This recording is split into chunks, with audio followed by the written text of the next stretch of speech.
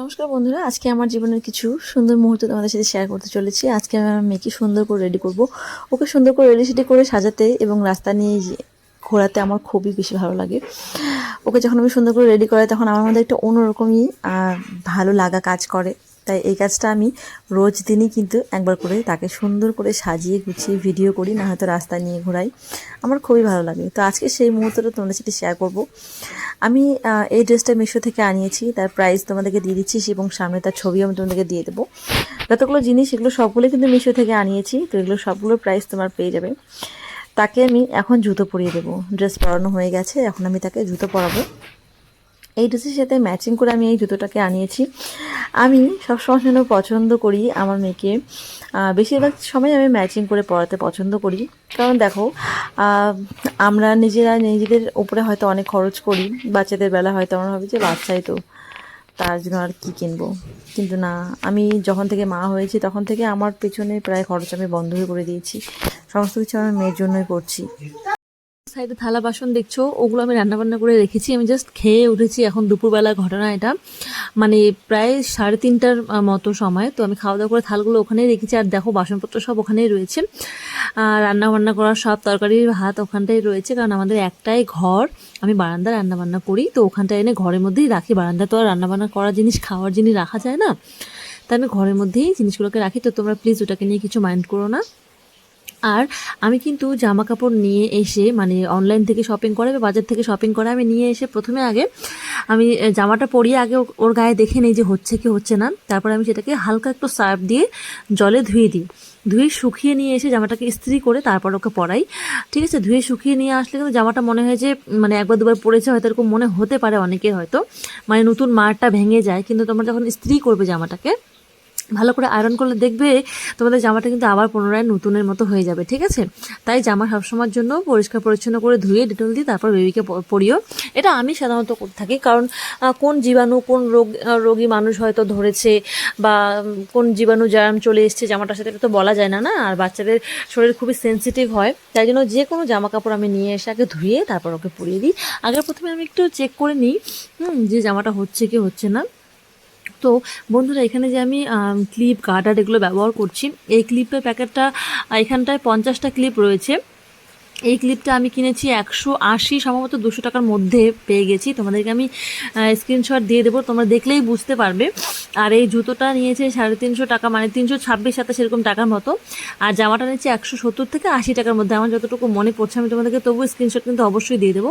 তোমরা যদি এগুলো কিনতে চাও তবে অবশ্যই তোমার ডিসক্রিপশন বক্সে লিঙ্ক চাবে, আমি তোমাদেরকে দিয়ে দেবো। ঠিক আছে, তোমরা যদি লিঙ্ক চাও, হ্যাঁ দেখবে ডিসক্রিপশন বক্সে আমি তোমাদেরকে লিঙ্ক দিয়ে দিয়েছি। হ্যাঁ, আর বন্ধুরা, তোমরা যদি আমার মেয়ের এরকমই ভিডিও দেখতে চাও তবে কিন্তু আমাকে কমেন্ট করে জানাতে একদম ভুলো না, আমি তোমাদের সাথে শেয়ার করব। আমি আমার এই চ্যানেলের মধ্যে কিন্তু skin care, hair care tips প্রতিনিয়ত শেয়ার করি, শর্টস ভিডিও শেয়ার করি।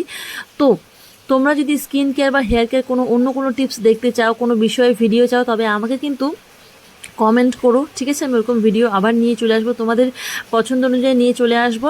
আর তোমরা এখনও যারা এই চ্যানেলটাকে সাবস্ক্রাইব করোনি তারা এখনই সাবস্ক্রাইব করে বেল বাটনটাকে বাজিয়ে দাও, কারণ বেল বাটন বাজালে কিন্তু কোনো রকম পয়সা লাগে না, সাবস্ক্রাইব করতেও কোনো রকম পয়সা লাগে না। ঠিক আছে, আমি তোমাদের জানকারির জন্য বলে দিচ্ছি, অনেকেই জানে না, তো সাবস্ক্রাইব করে নিও। সাবস্ক্রাইব করলে কী হবে জানো, কালকে যখন আমি নতুন একটা ভিডিও আপলোড করবো, বা এই ভিডিওটা দেখার পরে যখন আমি, মানে তোমাদের সাবস্ক্রাইব করার পরে যখনই আমি কোনো ভিডিও আপলোড করি না কেন, তোমার কাছে কিন্তু নোটিফিকেশনটা চলে যাবে। ঠিক আছে, তখন তুমি জানতে পারবে যে আমি ভিডিও আপলোড করেছি।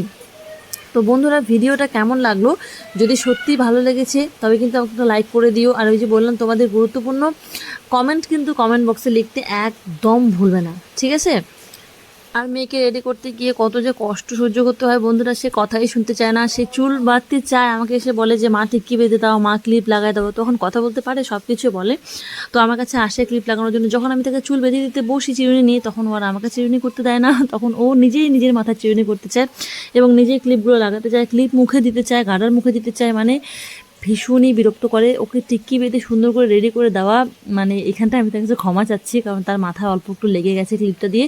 তো ওখানটা আমি তার কাছে সরি চাচ্ছি, ক্ষমা চেয়ে নিচ্ছি যে আর আমি করবো না। এরকম করলে কিন্তু বাচ্চারা তখন ক্লিপ থেকে, মানে যে কাজে আর কি বাচ্চাদের একটু সামান্য ব্যথা লেগে যায়, তখন তাদেরকে ভালো করে বুঝিয়ে দিতে হয় যে এটা আমার নেক্সট টাইমে আর হবে না, নেক্সট টাইমে করবো না। নাহলে পরে কিন্তু বাচ্চার মনে সেই ভয়টা বসে যায়। তো এটা যাতে না হয় তাই জন্য আমি তার কাছে ক্ষমা চাচ্ছি। যে নেক্সট ইয়ার আমি করবো না, তখন সে কিন্তু আমাকে ভালোভাবে ক্লিপ লাগাতে দিচ্ছে, ঠিক আছে। এই জিনিসটা কিন্তু আমি বরাবরই কিন্তু এটা আমি ফলো করে চলি, ঠিক আছে। তো এবারে তোমাকে আমি বলি মেন ঘটনা যেটা, বা অনেকেই কিন্তু দেখবে বাচ্চা কালো না ফর্সা, ঠিক আছে, মোটা না রোগা, এগুলো নিয়ে কিন্তু অনেকেই কিন্তু কমেন্ট করে। দেখবে বাইরে যখন রেডি সেডি করে বাচ্চাকে নিয়ে বের হয়, অনেকেই কিন্তু অনেক রকম কথাবার্তা বলে, যারা নেগেটিভ মানুষ হয়। তো অনেকে অনেক কথা বলে, কিন্তু ব্যাপারটা হচ্ছে একটা মা তার বাচ্চার পেছনে যে কত রকম খাটনি করে, একটা মা তার বাচ্চার পেছনে যে কত এফোর্টস দেয়, তার নিজের চোখের ঘুম বলো, খাওয়া দাওয়া, সাজগোজ, দেখো আমাকে দেখতে পাচ্ছ আমার কি অবস্থা, আমার চোখ মুখে দেখতে পাচ্ছ কি অবস্থা, কিন্তু আমি আমার মেয়েটাকে সাজাতেই ব্যস্ত, আমি আমার মেয়েটাকে পরিচর্যা করতে এতটা ব্যস্ত যে আমি নিজেকে ভুলে গেছি যে আমাকেও একটু পরিপাটি থাকতে হয়, আমাকেও একটু সেজেগুজে ঠিকঠাকভাবে থাকতে হয়। আসলে মন মানসিকতা মানুষের সময়ের সাথে সাথে কিন্তু পরিবর্তন হয়ে যায়, মানুষ কিন্তু সময়ের সাথে সাথে পরিবর্তন হয়ে যায়। আমি অনেকটা পরিবর্তন হয়ে গেছি। এখন আমার আমার মায়ের কথা মনে পড়ে যে আমাদের মা আমাকে কেমনভাবে কেয়ার করতো, মা কেমনভাবে আমাদের যত্ন করতো, ঠিক আছে। এখন ওই কথাগুলো মনে পড়ে, যদি তখন আগের কথা আলাদা রকম ছিল, আগে এত কিছু জিনিস হয়তো তারা খরচ করতে পারতো না, কিন্তু এসব কিছুই আমি যে খরচ করছি এগুলো একটু আমার টাকা নয়, সবই আমার হাজব্যান্ডের টাকা।